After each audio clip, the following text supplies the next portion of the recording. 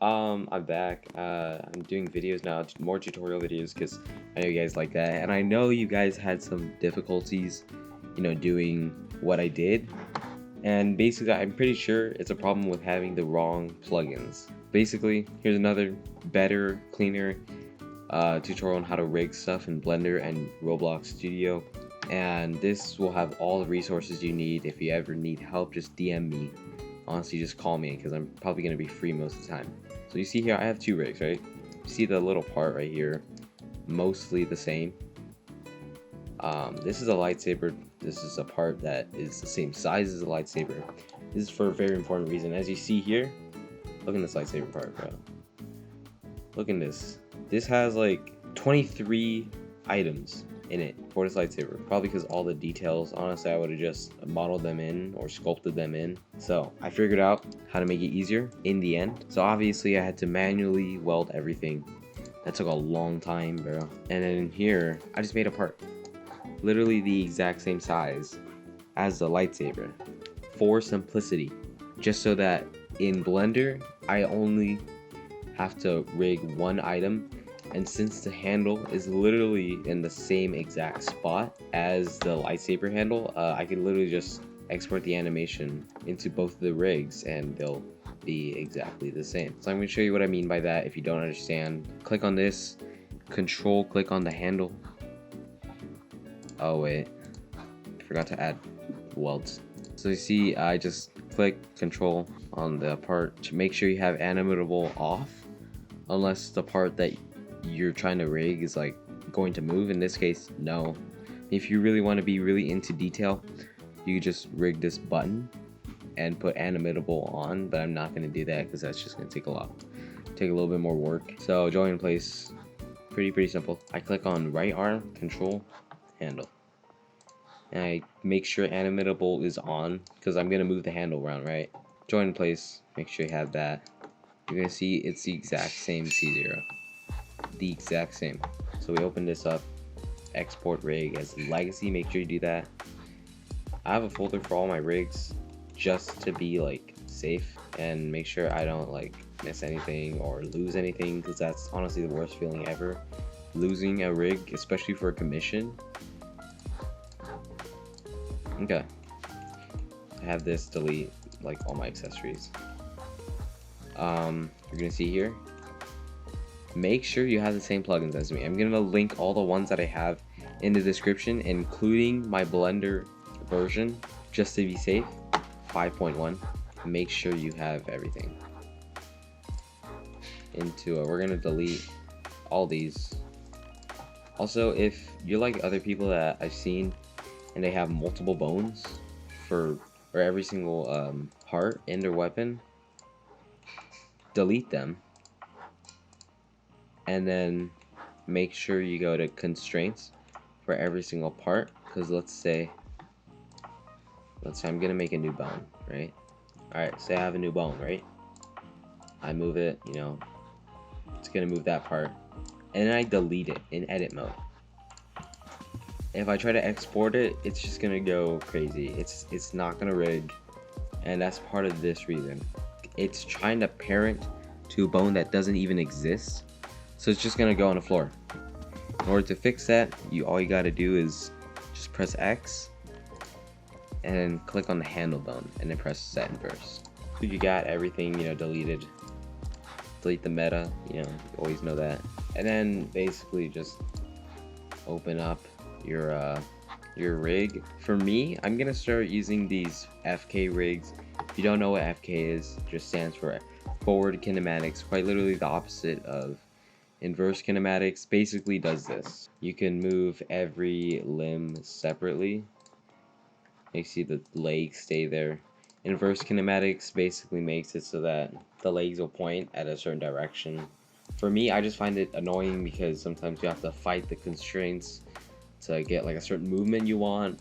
For this, it's all control. I only recommend this for like experienced animators. From here on out, the tutorial is pretty similar, so if you're not using an FK rig, you could just follow my other tutorial.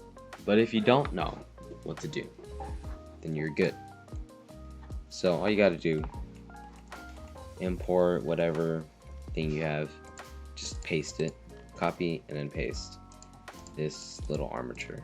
See right here, make sure you're in object mode because you'll automatically be in pose mode if you download the rig.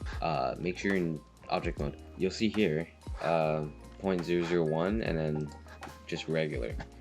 So make sure you unhide both things and then click this, the one without the numbers, control and click underscore rig and press Control J. And then do the same thing for the one with numbers and the one with armature. You're gonna look and they're just gonna be gone because you just added all the bones to the rig and armature. Don't really have to worry about it.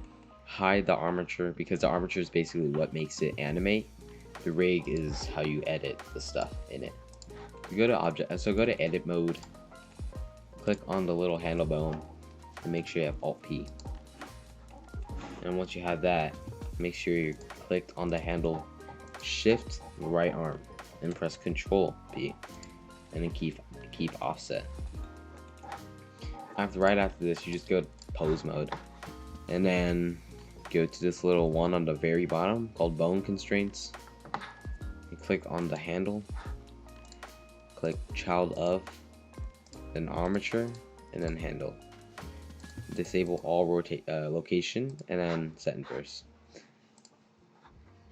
Then you're gonna go to copy location and basically do the same thing, and you shouldn't have to do anything. If it like looks all vertical or it just looks weird, just try to turn this off. I know this might help sometimes. That's pretty much it for the most part. Then you're gonna press Shift W. So if you don't remember, just go to pose, bone settings, and then inherit rotation. I think that's literally it for the most part. Then unhide the armature, hide the rig. Click on this and then go to pose mode. Make sure you have dynamic parent on in your add-ons. And I'm pretty sure you just click the right arm first, shift and then the handle, and you just press create. Pretty sure after that it just, yep, it moves.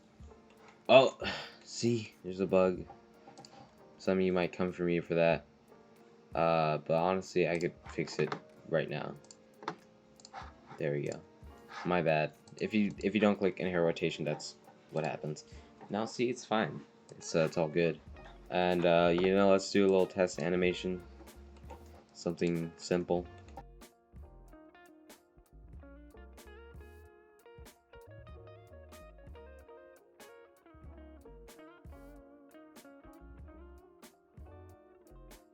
Alright. Easy little idle, pretty simple. And you're gonna see if I try to connect. So this is what I mainly do for like animations too. I just start the server. You don't have to bake animations like all over again. You literally, all you just gotta do is just do the server. That's what I do. It's reliable. You're gonna see it works here, but also not only that, it works here too. And this is because it literally has the same exact handle position. And this is what like AAA games use, guys. Just a little secret. If you have weapons that are similar, like you have two katanas in a game, you don't have to recreate the entire animation.